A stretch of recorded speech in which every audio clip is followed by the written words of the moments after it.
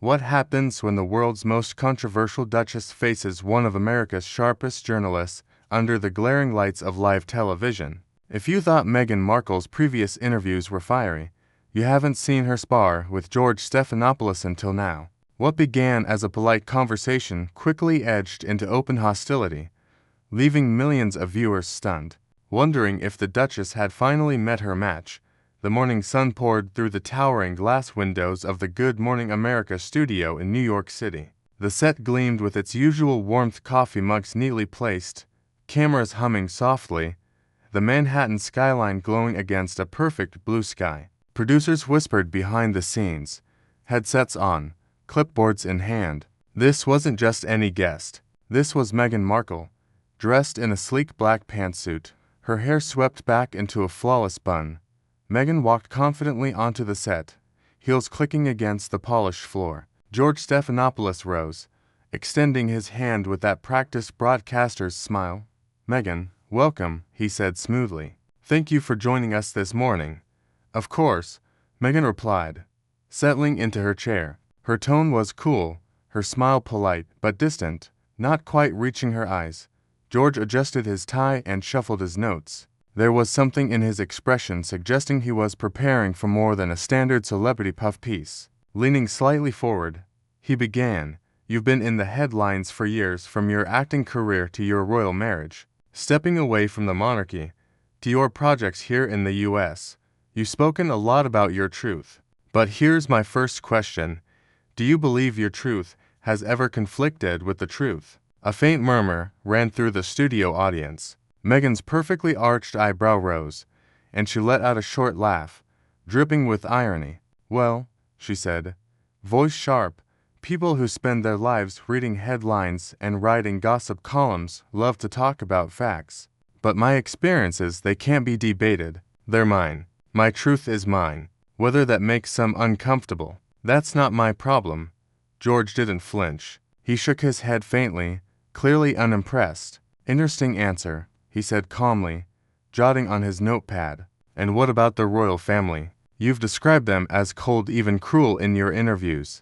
But when pressed for specifics, names, dates, evidence, you've declined to elaborate. Some would say that's convenient. Do you feel any responsibility for the damage your comments may have caused to both individuals and the institution itself?" Meghan's smile hardened. She leaned back, crossing her legs. "Ah," she said. "Here we go. Another journalist trying to balance questions about racism and emotional neglect. Let me make this easy. It wasn't my job to protect the institution. It was their job to protect me, and they failed." George's eyes stayed locked on hers. "But Meghan, you also benefited enormously from that institution, the titles, the platform, the global attention. Don't you see a contradiction in accepting all that while simultaneously criticizing it?" Her laugh was sharp, almost mocking. "Oh, George," she said, "such a tired narrative. People love to say I wanted the fairy tale but couldn't handle the castle. If you think my life was charmed, you clearly haven't been paying attention." The room tensed slightly. George's pen hovered over his notes as he pressed on. "And now you're in the US making documentaries, books, podcasts, telling your side repeatedly, and yet you claim to want privacy. How do you reconcile that?" Meghan tilted her head, lips pursing. "I've said this many times, George. Privacy doesn't mean silence. It means control. I choose what I share. I choose how and when. That's boundaries, something the press seems incapable of understanding." George paused, studying her before setting his cards down entirely. "Fair enough," he said, though his tone suggested otherwise. "Let's talk about Harry for a moment." Meghan waved her hand curtly. "Let's not. He's been dragged into enough interviews. This is about me, isn't it?" George raised an eyebrow, lips twitching. "Well," he said evenly, "it's about the story, and Harry is part of that story. He is my husband." Meghan shot back, voice sharp. "Not your headline." George didn't break eye contact. "And yet you've spent the last few years making your marriage very much part of the headlines," he replied dryly. Meghan's mouth tightened into a thin line. "And what about your career? Before Harry?" George continued. "You were an actress on a moderately successful cable show. You've spoken about how proud you were of that work, And yet, since marrying into the royal family, you've dismissed that time as insignificant. Do you look back on your acting career fondly, or just as a stepping stone?" Meghan laughed low and incredulous. "You really do your research, don't you?" Her tone was edged with sarcasm. "I've always been proud of my work, but it's fascinating how people like you love to belittle it. What was it you did before this? Clinton's communications guy. And now you sit here throwing stones at people who've actually done something meaningful." For the first time, George's expression flickered, though only briefly. "Let me rephrase," he said finally, measured. "Do you think the public's fascination with you comes from your accomplishments or from the controversy you've created?" Meghan leaned back, arms crossed defiantly. "I think the fascination comes from the fact that I speak truths most people are too scared to say. That clearly makes a lot of people, including journalists like yourself, uncomfortable." George didn't respond immediately. He simply sat back, folding his hands in his lap, the corners of his mouth tightening into the faintest smile. The tension between them, a duchess who refused to yield and a journalist who refused to be charmed, hung heavy as the cameras rolled. The air in the studio thickened. Meghan and George locked eyes. With every passing question, the warmth of morning television was replaced by something colder, sharper, a battle of egos playing out live before millions. And George wasn't done pressing. His next round of questions cut past rehearsed soundbites straight to the heart of Meghan's contradictions. Leaving even her formidable composure teetering, George leaned forward, elbows resting on the desk, notes untouched, eyes locked on Meghan. "Let's circle back," he said, tone neutral but deliberate. "You've made it clear you felt unsupported by the royal family. But what about the British people? Many welcomed you warmly at first. Do you believe you let them down by leaving?" Meghan's laugh was short, sharp. "Oh, George, please. Don't act like the British press speaks for the people. If they were disappointed, it's because they believe the lies fed to them daily. I don't owe anyone an apology for walking away from abuse." George nodded slowly, jaw tightening slightly. "Interesting," he replied. "You often frame yourself as someone who represents fairness, compassion, even duty. Yet some might argue that walking away from a commitment, even a difficult one, is the opposite of duty." Meghan tilted her head, eyes narrowing. "Do you mean I should have stayed in a toxic environment just to satisfy expectations? Is that what you'd recommend to your daughters? Or is that advice only for women who marry into royalty?" The jab was pointed, but George didn't flinch. He even smiled faintly. "What I'd recommend," he said calmly, "is being honest about your choices and their consequences." For a brief moment, Meghan faltered, just enough for George to press on. "And speaking of consequences," he continued, "you've spoken about feeling unwelcome in the UK, even claiming you'd never feel safe going back. Do you really believe that, or is it possible you've exaggerated to fit the story you're telling about yourself?" Meghan's lips pressed together, hands clenching slightly in her lap. "George," she said finally, voice dripping with controlled disdain, "unless you've lived through the level of scrutiny, racism, and hatred I endured, keep your theories about my safety to yourself." A soft murmur ran through the audience, but George didn't miss a beat. "I'm simply asking the question," he replied evenly, "because the public deserves to know whether this is about actual danger or simply preserving your image as the wronged woman." Meghan scoffed. "My image? Oh, please. That's rich coming from someone who built a career spinning narratives for politicians." George leaned back, folding his arms, eyes narrowing. "You're right. I've worked with politicians, and I know how the game is played, which is why it's fascinating to watch someone like you, who claims to hate the media, master it so brilliantly." Meghan's cheeks flushed. "Master it? You think being vilified daily, watching lies about me go unchallenged, is mastery? That's survival." George's eyebrow lifted slightly. "Survival that comes with multi-million-dollar contracts, magazine covers, and documentaries that happen to paint you in a favorable light." Meghan leaned forward, her smile icy. "So, you're accusing me of what exactly?" "Taking advantage of my pain, making the best of a terrible situation." Her voice was measured, but each word carried steel. "I'm sorry if that offends your journalistic sensibilities, George, But that's called resilience. George tapped his pen lightly on the desk, eyes unwavering. Or, he said quietly, it could be called opportunism. The silence that followed was thick, almost tangible. Even the cameras seemed to pause.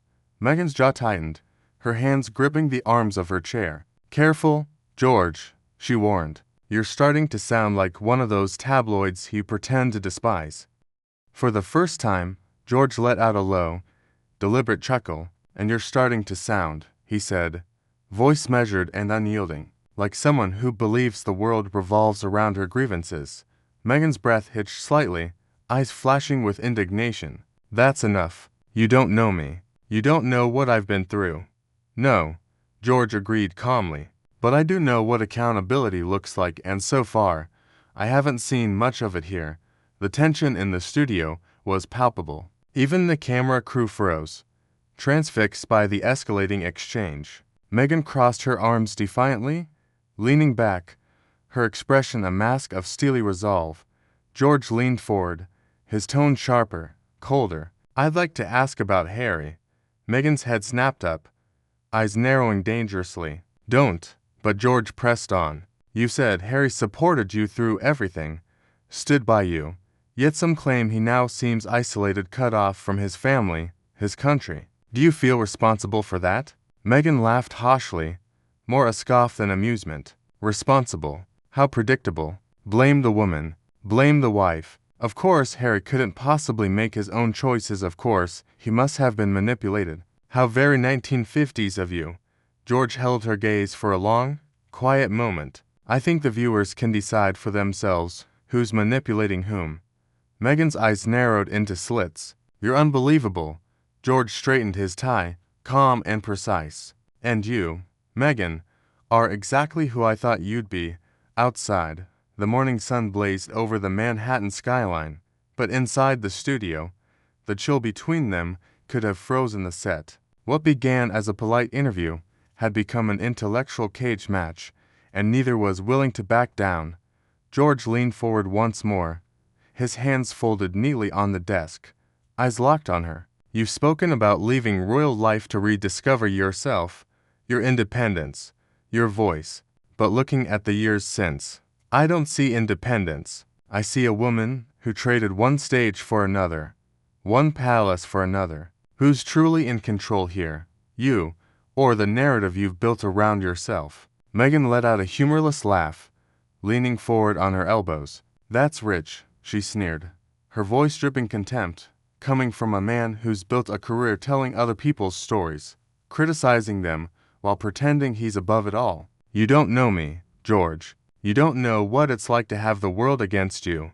George tilted his head, unflinching. "I don't need to know you. I've seen this play out before. I know what narcissism looks like when it dresses itself up as victimhood." The words hit her like a slap. Meghan's eyes widened, lips parting in disbelief. "Narcissism?" she repeated, her voice sharp enough to cut glass. "You dare sit there and call me a narcissist because I refuse to be silent about what I went through? All of that because I refuse to let others write my story." Meghan's voice trembled with fury, sharp and low. George's gaze remained steady, almost pitying. "No," he said quietly, "because every question, every challenge, every criticism you meet it with indignation, blame, condescension. It's always someone else's fault. Always someone else who's cruel, ignorant, or racist. But never you. Not once have I heard you say, 'Maybe I mishandled that. Maybe I hurt someone, too.' That's not strength, Meghan, that's denial."